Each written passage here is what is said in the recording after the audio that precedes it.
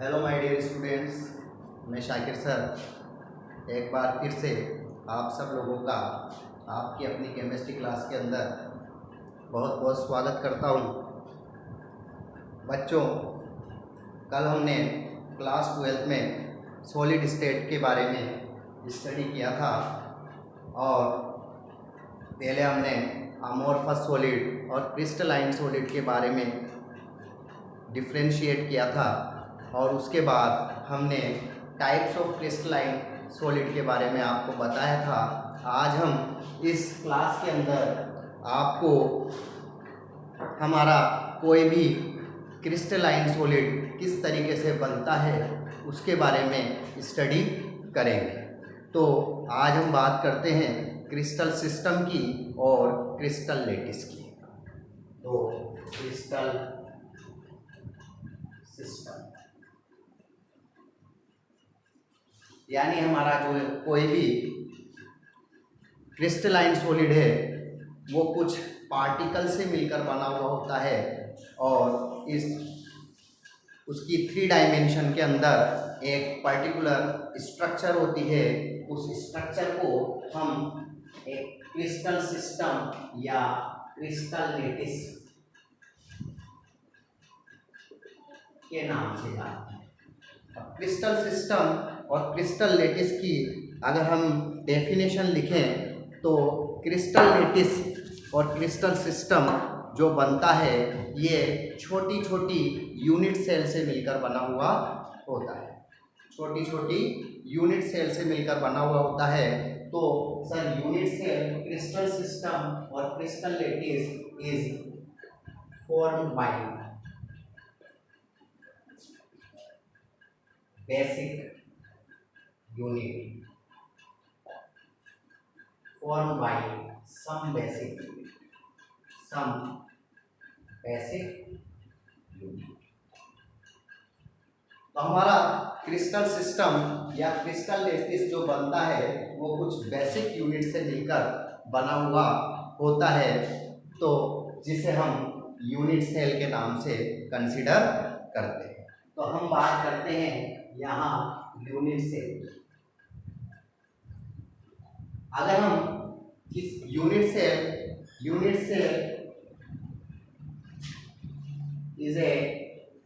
Is the basic unit of crystal system.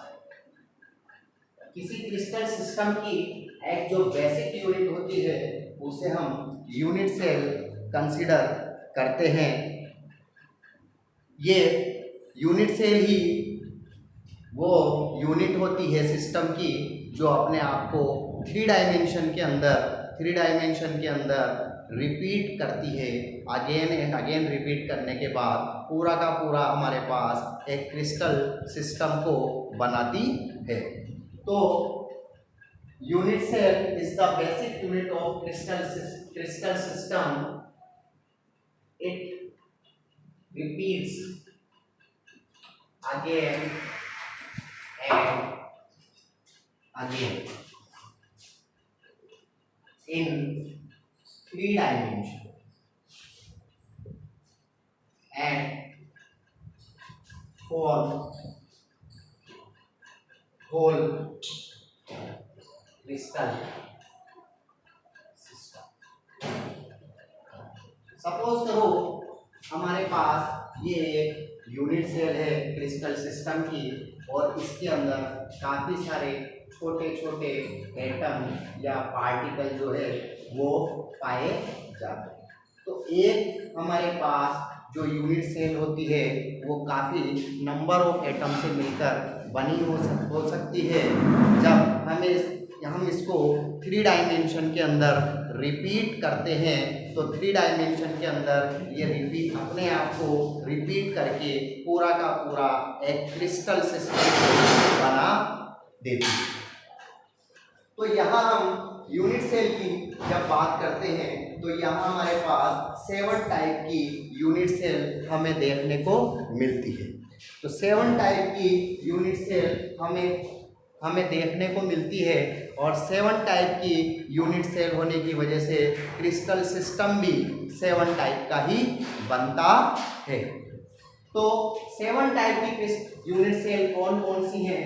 तो name of unit cell, name of unit cell number 1, इसको आप इस तरीके से याद कर सकते हो, C tor H M T. C for cubic unit cell, T for tetrahedral unit cell, O for orthorhombic unit cell, R for rhombohedral unit cell, H for hexagonal, M for monoclinic,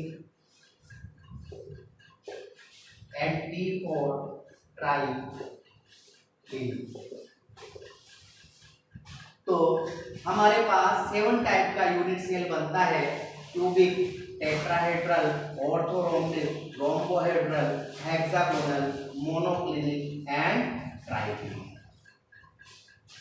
अब हम कब कौन सा unit cell बनेगा इसके बारे में आपको बताने जा रहे हैं। तो अगर हमें पता करना है कि कब कौन सा यूनिट सेल बनेगा, तो इसके लिए हमें 2 चीज़ें पता होना चाहिए, इंटरफेशियल एंगल और दूसरा उसका एक्सिस। तो अगर हमारे पास उस यूनिट सेल की एक्सिस मौजूद है, यानी उसकी लेंथ पता है, एक्स एक्सिस में कितनी है, वाई एक्सिस में कितनी है, जेड एक्सिस के अंदर कितनी है, तो अगर हमें तीनों एक्सिस में अगर उसकी लेंथ पता है तो हम दूसरी चीज इंटरफेशियल एंगल यानी 2 फेस के बीच में बनने वाला एंगल इंटरफेशियल एंगल कहलाता है।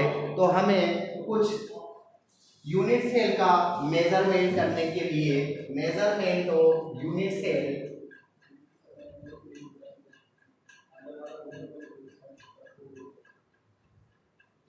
के 6 पैरामीटर्स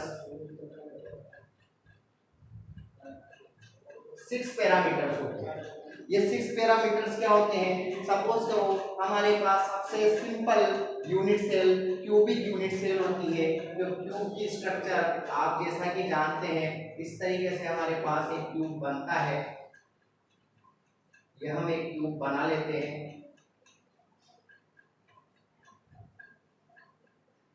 इस क्यूब के अंदर आपको पता है सारे फेसेस जो है वो सेम साइज के होते हैं और 1 2 3 4 6 7 6 फेसेस इसके अंदर आपको 1 2 3 4 5 एंड 6 फेस आपको इसके अंदर दिखाई देते हैं। यहाँ हम मान लेते हैं ये एक्स एक्सिस है, ये वाई एक्सिस है, ये एक्स एक्सिस, ये वाई एक्सिस, ये जेड एक्सिस। तो जब एक सिंपल क्यूबिक यूनिट सेल अपने आप को तीनों एक्सिस के अंदर अगेन एंड अगेन रिपीट करेगी तो पूरा का पूरा हमारे पास एक क्रिस्टल सिस्टम यानी क्यूबिक क्रिस्टल सिस्टम बन जाता है।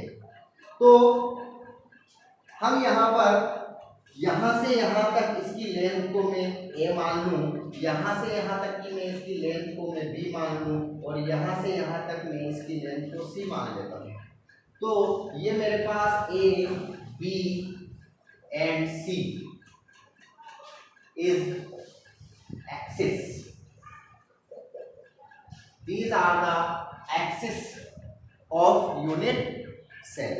अब यहाँ सपोज करो मैं ये एक फेस ये ले लेता हूँ, एक फेस मैंने ये लिया और एक फेस मैंने ये ले लिया, ये 2 फेस मैं आपस में ले लेता हूँ।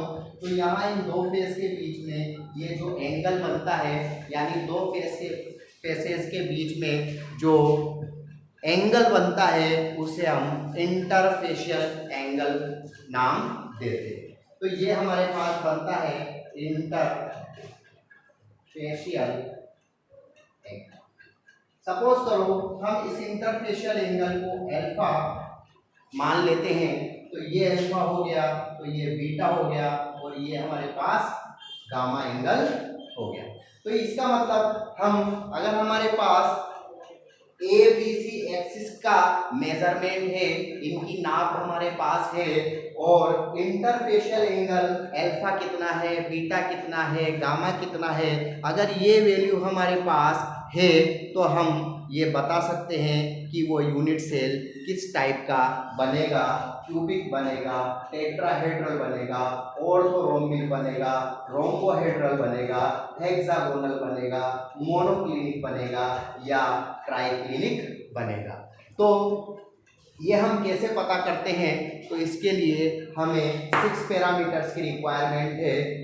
3 parameters A B C axis, measurement of axis, and 3 parameters interfacial angle alpha, beta and gamma। तो टोटल 6 पैरामीटर्स हमें उस यूनिट सेल के बारे में बता देंगे कि यूनिट सेल किस टाइप का बनने वाला है। तो यहां हम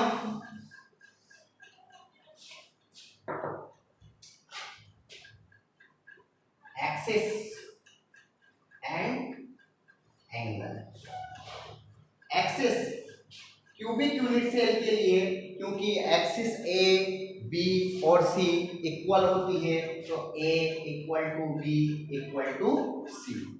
और आपने देखा होगा क्यूब के अंदर जितने भी इंटरफेशियल एंगल बनेंगे वो 90 डिग्री होंगे। तो इसका मतलब यहाँ पर alpha, beta and gamma angle equal to 90 degree. इसी के बाद अगर हम टेट्राहेड्रल यूनिट सेल की बात करते हैं तो A equal to B equal to C, but A और बी लेंथ इक्वल होती है, but it is not equal to C. But angle, interfacial angle all are 90 degree. इसी के बाद हम ऑर्थोरोम्बिक की बात करें तो A equal to B equal to C, यहाँ कोई भी एक्सिस एक दूसरे के इक्वल साइज की नहीं होती है, तो A is not equal to B and B is not equal to C. यहाँ but all interfacial angle is equal to 90 degree. तो हम alpha, beta, gamma is equal to 90 degree. Rhombohedral की बात करें तो हम वापस यहीं से इसको रिपीट कर देते हैं, A equal to B equal to C, यानी फोर्थ रोम्बोहेड्रल की जो प्रॉपर्टी है वो फर्स्ट से रिसेंबल करने वाली है।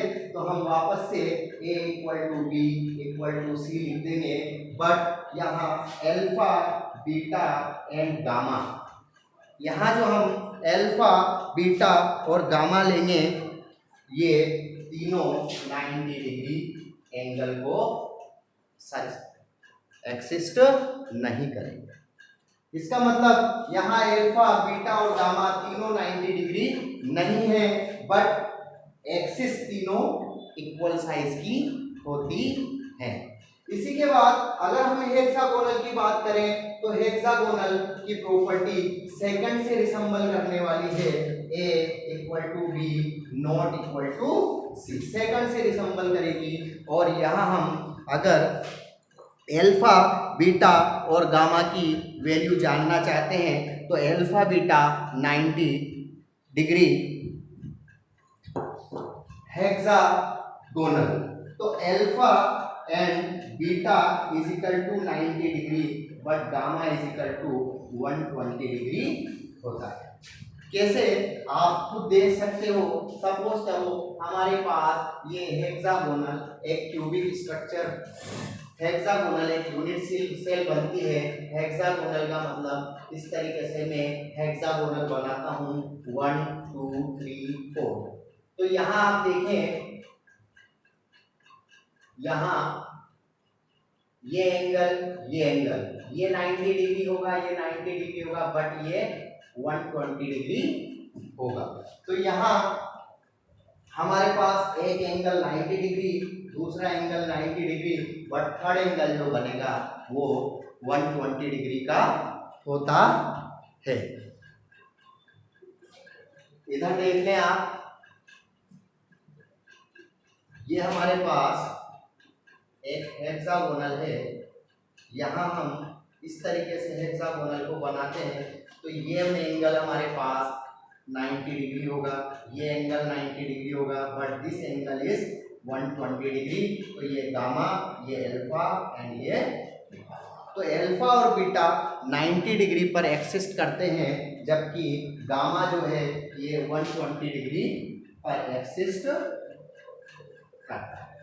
इसी के बाद हम मोनोक्लिनिक की बात करें तो मोनोक्लिनिक के अंदर A not equal to B not equal to C, यानी मोनोक्लिनिक की प्रॉपर्टी हमारी थर्ड से रिसेंबल करती है और ट्राइक्लिनिक की प्रॉपर्टी भी थर्ड के साथ रिसेंबल करती है। तो मोनोक्लिनिक और ट्राइक्लिनिक की जो प्रॉपर्टी है वो हमारी ऑर्थोरोम्बिक से रिसेंबल करने वाली है। तो यहाँ भी alpha beta it is not equal to C, it is not equal to C. तो इस तरीके से यहाँ अब एंगल जो है, एंगल का हम देख लेते हैं तो अल्फा गामा 90 डिग्री होगा, but beta is not 90। Alpha and gamma is equal to 90 degree, but beta is not 90 degree. इसके लिए बीटा इज नॉट 90। इसी के बाद हम ट्राइक्लिनिक की बात करें तो ट्राइक्लिनिक में कोई भी इंटरफेशियल एंगल 90 डिग्री के इक्वल नहीं होता। तो हम इसको alpha beta and gamma not equal to 90 degree. तो इस तरीके से हम एक्सिस और एंगल के मेजरमेंट से हम बता सकते हैं कि किसी क्रिस्टल सिस्टम में कौन सा यूनिट सेल बनने वाला है। अब यहाँ से एक क्वेश्चन आपसे पूछा जाता है कि इनमें से कौन सी यूनिट सेल जो है उसका नेचर सिमेट्रिकल होगा और कौन सी यूनिट सेल जो है उसका नेचर अनसिमेट्रिकल होगा। तो सिमेट्रिकल का मतलब एक्सियल, देखो सिमेट्रिकल, सबसे जो सिमेट्रिकल यूनिट सेल बनने वाली है वो हमारी क्यूबिक यूनिट सेल होती है, क्योंकि क्यूबिक यूनिट सेल के अंदर जितने भी एक्सिस होती है ये सब इक्वल होती है, एंगल जितने भी होते हैं वो सारे के सारे इक्वल होते हैं। तो ऐसी यूनिट सेल हमारी सिमेट्रिकल यूनिट सेल होती है। जबकि अगर आपसे कहा जाता है कि अनसिमेट्रिकल यूनिट सेल बताइए, तो अनसिमेट्रिकल यूनिट सेल की अगर हम बात करें तो ये ट्राइक्लिनिक जो है हमारे पास सबसे अनस्टेबल और अनसिमेट्रिकल टाइप की यूनिट सेल होती है, क्योंकि यहाँ पर जितने भी एक्सिस हैं they are not equal in size और जितने भी एंगल हैं they are not equal. So हम कह सकते हैं this is unsymmetrical unit cell and this is very very symmetrical unit cell. तो आई थिंक आपको यूनिट सेल का कॉन्सेप्ट अच्छे से समझ में आया होगा और ये यूनिट सेल ही ये डिसाइड करती है कि किस तरीके का हमारा क्रिस्टल लेटिस और क्रिस्टल सिस्टम बनने वाला है। तो अब हम यहाँ इस यूनिट सेल के बेस पर, इस यूनिट सेल में एक यूनिट सेल कुछ नंबर ऑफ एटम से मिलकर बनी हुई होती है। तो किस यूनिट सेल के अंदर कितने नंबर ऑफ एटम प्रेजेंट होते हैं, इसके बेसिस पर हमने जनरली यूनिट सेल को 3 कैटेगरी के अंदर डिवाइड किया हुआ है। तो आओ हम देखते हैं यूनिट सेल की 3 कैटेगरी वो कौन सी है।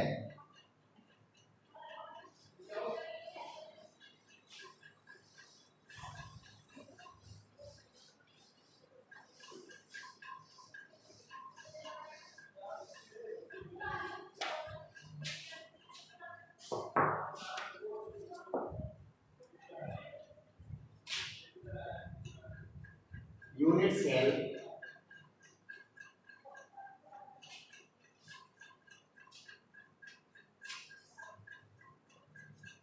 Simple cubic cell, second body cubic cell, and third is face cubic cell. तो हमारे पास ये यूनिट सेल जो है वो तीन टाइप का बनता है। Simple cubic cell, simple cubic unit cell, body centred unit cell, and face centred unit cell. इसी को हम CCTV नाम देते हैं, क्यूबिक क्लोज पैकिंग। यहां हम देखते हैं किस यूनिट सेल के अंदर कितने नंबर ऑफ एटम प्रेजेंट होते हैं। तो सिंपल क्यूबिक यूनिट सेल इस तरीके से बनी हुई होती है। सिंपल क्यूबिक यूनिट सेल के अंदर, सिंपल क्यूबिक यूनिट सेल हम बनाते हैं इस तरीके से। हम सिंपल क्यूबिक यूनिट सेल को बना लेते हैं। अब ये जो सिंपल क्यूबिक यूनिट सेल जो होती है ये 8 एटम से मिलकर बनी हुई होती है। तो यहाँ 1 2 3 4 5 6 7 and 8 and all atoms are present at corners। तो ऐसी यूनिट सेल जिसके अंदर सारे के सारे एटम जो है वो सिर्फ और सिर्फ उसके कॉर्नर्स पर एक्सिस्ट करते हैं, ऐसी यूनिट सेल को हम सिंपल क्यूबिक यूनिट सेल नाम देते हैं। इसी के बाद हम body centred cubic unit cell की बात करें तो बॉडी सेंटर्ड यूनिट सेल जो बनती है हमारे पास ये 9 एटम से मिलकर बनी हुई होती है।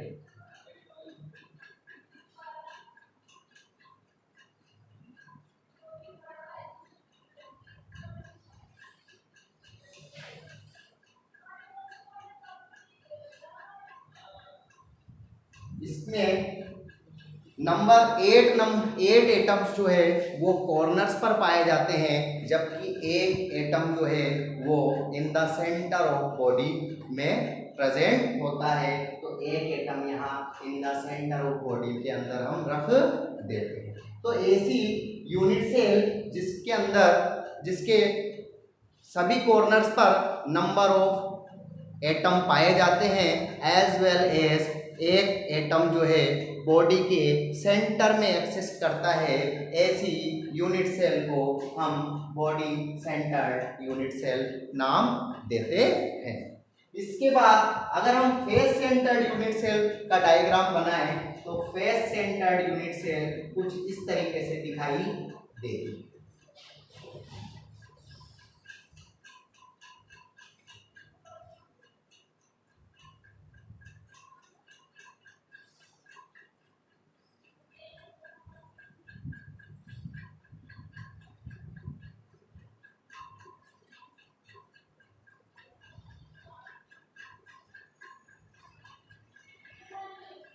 फेस सेंटर्ड यूनिट सेल के अंदर जो होते हैं एटम्स पर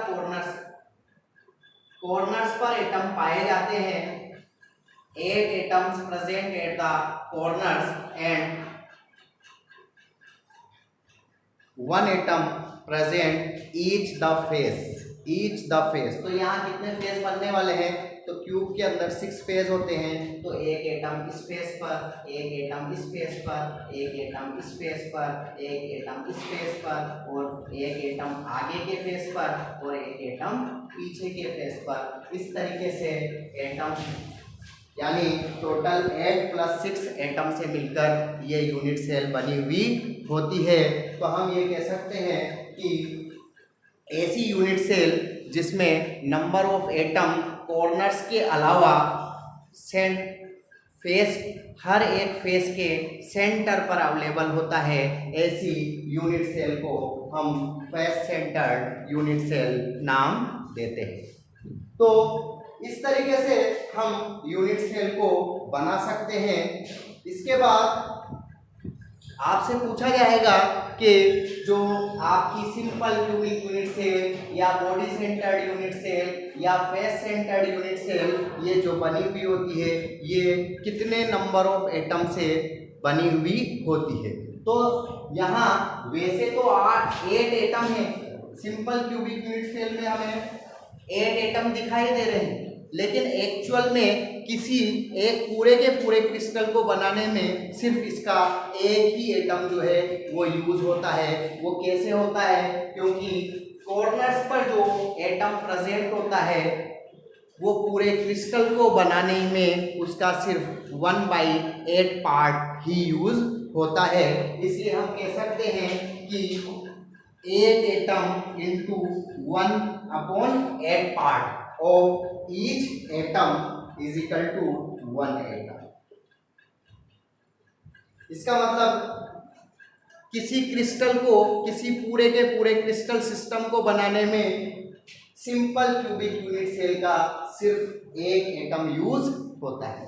इसी तरीके से हम बॉडी सेंटर्ड यूनिट सेल की बात करें तो बॉडी सेंटर्ड की यूनिट सेल में 8 कॉर्नर्स पर है, तो कॉर्नर्स का 1/8 पार्ट ही सिस्टम को, क्रिस्टल सिस्टम को बनाने में यूज होगा। लेकिन जो सेंटर का जो सेंटर एटम है ये सेंटर एटम पूरा का पूरा यूज होने वाला है।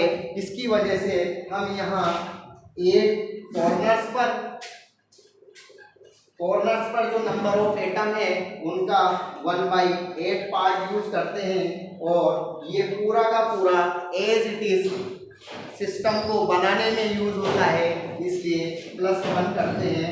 8/8 1 + 1 is equal to 2 atoms, equal to 2 atoms. तो इसका मतलब हम कह सकते हैं कि बॉडी सेंटर्ड यूनिट सेल किसी क्रिस्टल सिस्टम को बनाने में बॉडी सेंटर्ड यूनिट सेल के 2 एटम यूज होते हैं। इसी के बाद हम फेस सेंटर्ड यूनिट सेल की बात करते हैं तो यहाँ 8 कॉर्नर्स पे होते हैं और 6 एटम जो है वो फेस पर होते हैं। तो कॉर्नर्स पर जो एटम होते हैं उनका 1/8 पार्ट यूज होता है सिस्टम को बनाने में, जबकि हमारा जो फेस पे जो एटम होते हैं इनका हाफ पार्ट ही जो है किसी सिस्टम को बनाने में यूज होता है। तो यहाँ 8 into 1/8 plus 6 into half equal to 4 atoms. तो इसका मतलब ये हुआ कि फेस सेंटर्ड यूनिट सेल जो होती है इसके 4 एटम मिलकर किसी क्रिस्टल लेटिस को या किसी क्रिस्टल सिस्टम को बनाने के लिए रेस्पॉन्सिबल होते हैं। तो इस तरीके से बच्चों आज हमने यूनिट सेल के बारे में जाना, यूनिट सेल क्या होती है, क्रिस्टल सिस्टम के बारे में जाना कि क्रिस्टल सिस्टम क्या होता है और किस तरीके से ये बनता है। आज के अपने इस वीडियो में इतना ही। मिलते हैं नेक्स्ट वीडियो के साथ।